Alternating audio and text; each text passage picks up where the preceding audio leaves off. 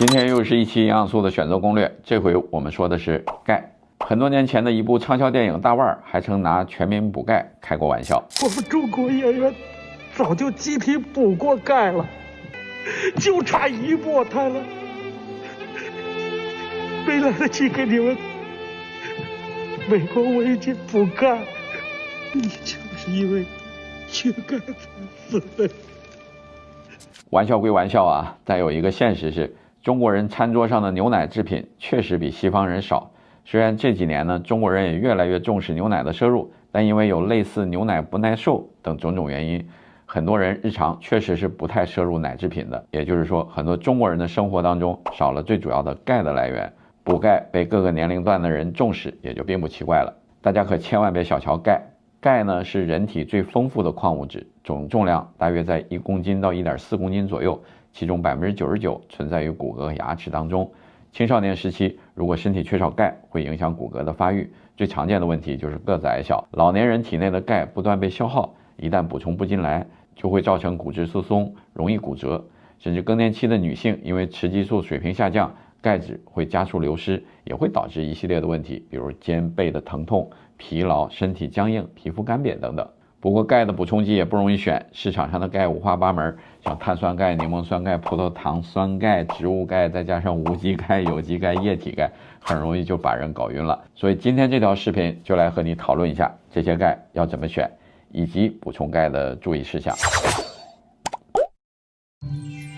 欢迎来到生活家课代表，一个专门研究营养素来改善健康状况的频道。我是课代表 Tim， 一名 CNPA 加拿大健康产品认证顾问。我们还有一个官方网站，网址是 lifepluscanada.com，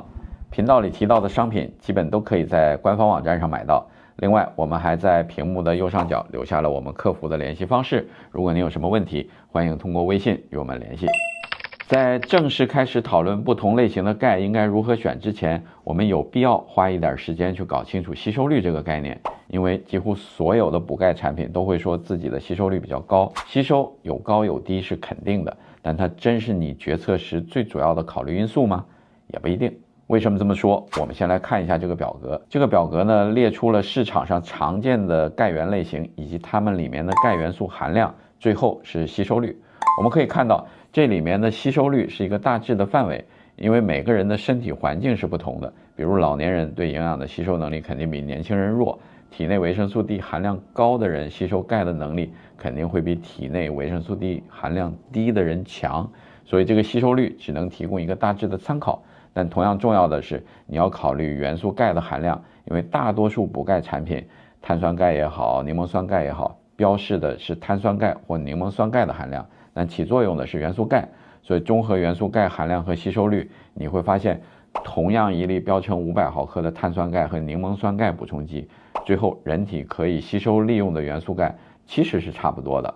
碳酸钙是在50毫克到60毫克之间，而柠檬酸钙是在48毫克到54毫克之间，反而会更低一点，是不是和我们日常的理解有点不大一样？是的，上面的表格你还可以看到，除了葡萄糖酸钙因为元素钙含量和吸收率都偏低，不太适合口服补充之外，另外几种钙其实都有自己的适用范围，我们接下来就会详细说说。先说说碳酸钙。碳酸钙是一种无机钙，是不同种类钙里制备最容易，所以价格也最低的钙。像石灰石的主要成分就是碳酸钙。不过碳酸钙呢，需要在胃酸环境里才能分解出钙离子，而且如果大家还记得高中化学的知识的话，就会知道碳酸钙一旦遇上酸会产生二氧化碳，所以碳酸钙虽然含钙量比较高，但吃完之后容易出现胀气、打嗝。而本来胃酸分泌较少的人，比如老年人，选了碳酸钙，因为钙离子不容易分解，会给肠胃造成额外的负担，从而造成腹胀和便秘。不过也是因为亲酸的特性，有些人会更适用于碳酸钙，像胃酸过多，时常有胃酸逆流情况出现的人群。很多胃酸过多人生活里常备的一个咀嚼片 Tums， 其实主要成分就是大剂量的碳酸钙。另外一种人也需要碳酸钙，就是肾病后期出现高磷血症的人群，因为钙可以和磷结合，形成不溶解的化合物排出体外，但这个需要在医生指导下进行了，因为对透析患者来说，过量的碳磷酸盐沉积物可能导致血管钙化。接下来再来说说柠檬酸钙，这个也是市场上目前最主流的钙源类型。它的好处呢是不需要胃酸就能被消化，吸收率比碳酸钙更高，还不挑服用的时间，所以很适合胃肠消化功能弱、胃酸分泌过少的人群，像老年人啊、小朋友啊、孕期妈妈等等。但柠檬酸钙的钙离子含量只有碳酸钙的1半，这就意味着需要服用更大的剂量。好在柠檬酸钙的产品众多，也有各式各样的类型可以选择，像液体啊、片剂啊、胶囊、软糖都有，可以根据自己的喜好去选择。当然需要注意的是，如果胃酸过多的人就不适合柠檬酸钙了，因为柠檬酸钙在弱酸性环境下吸收最好，胃酸过多会影响其吸收率，还容易出现胃部的不适。那如果你搞不清楚胃酸是多还是少，或者有时多有时少，简单的方法你可以考虑直接选用植物钙。目前市场上的植物钙基本都是提取自海藻，而且主要是红枣，因此也叫红枣钙。像在前面表格里提到的，红枣钙含量高，吸收率也不错，而且吸收也不依赖于胃酸，所以不容易造成常见的胃肠不适。说的再简单一点，就是这种钙不挑人，也不挑服用的时间，而且由于红枣钙来自海洋环境，所以有丰富的微量矿物质，平常的食物里很难补充得到，可以更好的发挥协同作用。红枣钙目前市场上最主要的原料是一个叫 Aquamin 的专利成分，采用来自冰岛海域的红枣，品质很高，价格呢相对也更高。那如果你对价格不敏感，或者本身胃肠比较弱，那红枣钙是这些钙源里课代表最推荐的一款。最后再说一说羟基磷灰石钙，它的全名是微晶羟基磷灰石复合物，简称 MCHC， 一般是从动物比如牛的骨骼里提取的，在市面上常见的钙源里与人体骨骼成分最接近，所以对骨密度的重建效果显著。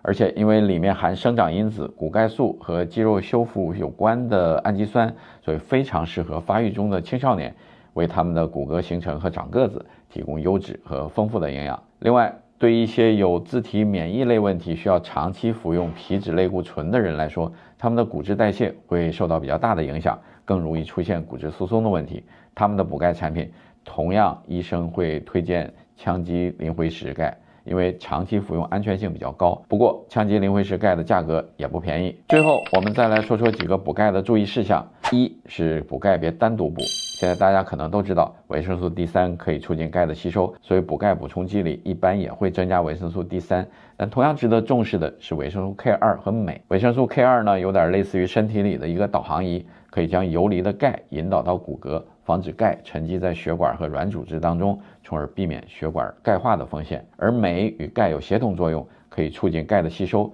本身也有放松肌肉的作用。更年期有肩部疼痛的人群，钙和镁同时补充，往往效果会更好。第二个，钙建议少量分次服用，人体一次性只能有效吸收约500毫克的钙，超过这个量，吸收率呢会显著的下降，多余的钙会通过尿液排出或在肠道沉积，所以建议每次服用500毫克以下，然后每天2到3次，不要图省事儿啊，一次一下子把全天所需要的量都吃了，那样不好。第三个，钙不要和铁一起服用，因为钙和铁在肠道的吸收存在竞争关系，同时服用会相互干扰，